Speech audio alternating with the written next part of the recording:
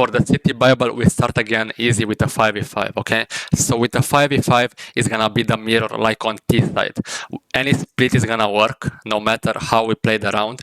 And just keep in mind, if we have a pack on city that is playing for a pick somewhere, then the extremities on the other sides of the map must be ready to block it, okay? That's all. Nothing else, nothing complex. Very easy 5v5.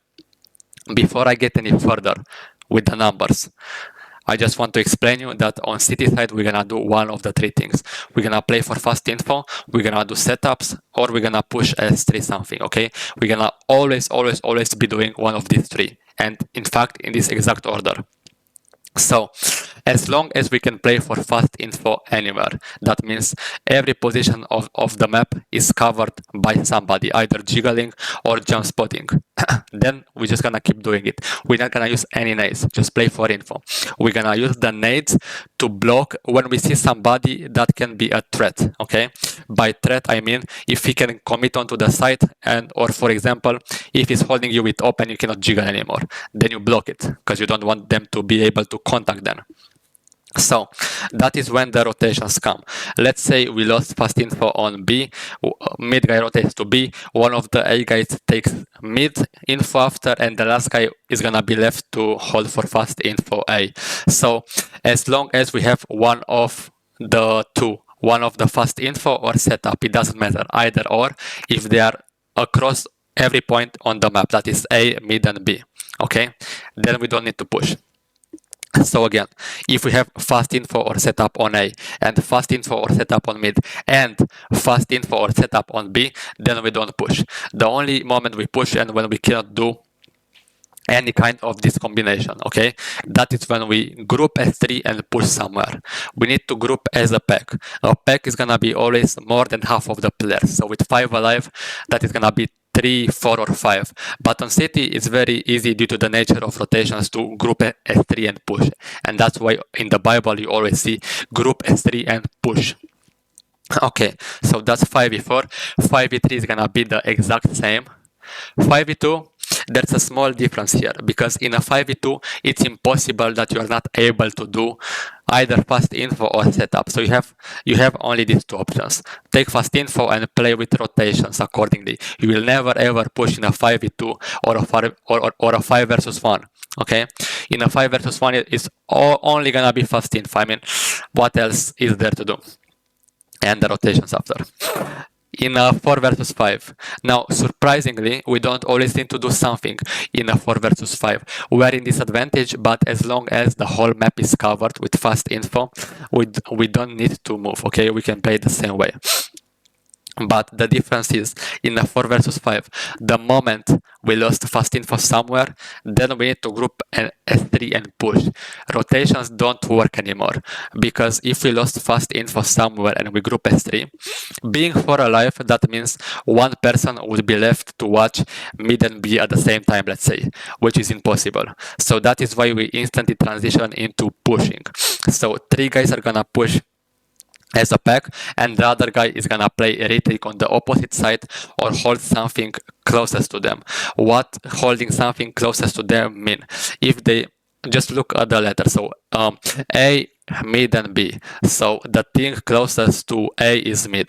The thing closest to B is mid. The thing closest to mid is either A or B. Okay. Easy example. Our team triple pushes B. You holding something closest to them means you hold mid. You hold an off angle for anyone trying to sneak out mid. And why do you do this? Because if your team gets contact on B and trade starts happening, and the enemy then speed up on B, you have the fast rotation towards B. So you're basically 4. You see, your team is pushing, you are close to them. If it's an unfavorable trade for them, you are there. If it's favorable trade, it's fine. You just play the round normally. And if they see nothing, then you know it's A in this case, and you can go A to block it or to play for retake. But if you block it, you give more time for your pack. So you see how these things combine beautifully together to work in your favor. For 4vx is very easy to remember. So this this was 4 versus 5. 4 versus 4, 4 versus 3, 4 versus 2 is the exact same for the exact same reasons. 4 versus 1, always fast info. It's impossible. You're not able to take fast info or have setups across the whole map. 3 versus 5, a bit different because we're more desperate. In a 3v5, you can have the addition to stack the site S3. You can also group S3 and push something together, or split 2-1. The pack is gonna be 2 now. So 2 will push something and the 1 will always hold something to them, closest to them at this point, okay? With 3vx, it doesn't make sense anymore when 2 push something for the last one to play a retake on the opposite side. So that is, if 2 push B, it doesn't make sense for you to play a retake A, and vice versa. Just because you are way too disconnected at this point, okay? You don't have something too strong anywhere. Just imagine in a 5v3, if you push with 2 somewhere, it doesn't matter if you find 1 T-side guy, 2 T-side guy, 3 T-side guy, they will either react on the opposite side, or they just have a good setup, kill you, and very likely commit. That is why you maximize your chances by being closest. You are more together. You can either rotate in case you need to block the opposite side, or just come to the side where your teammates died. Okay, you're gonna be again the surprise factor. In a 3 versus 4, 3 versus 3, 3 versus 2, you have again the same options here, besides the stacking things, because it's not that dangerous anymore. It's not that unlikely that we're gonna win the round. So in a 3v4, we still have the option to split 2-1, with always the one being closest to us, hold something closest to us. And the other option is to group S3 and push somewhere, okay? It's gonna be the same for 3v3, it's gonna be the same for 3 versus 2. And for 3 versus 1, it's only different one in this category here. In 3 versus 1, we have the option to play for fast info everywhere if we can. And if we can't, we always gonna split 2 with 1 and never push S3 together. Why?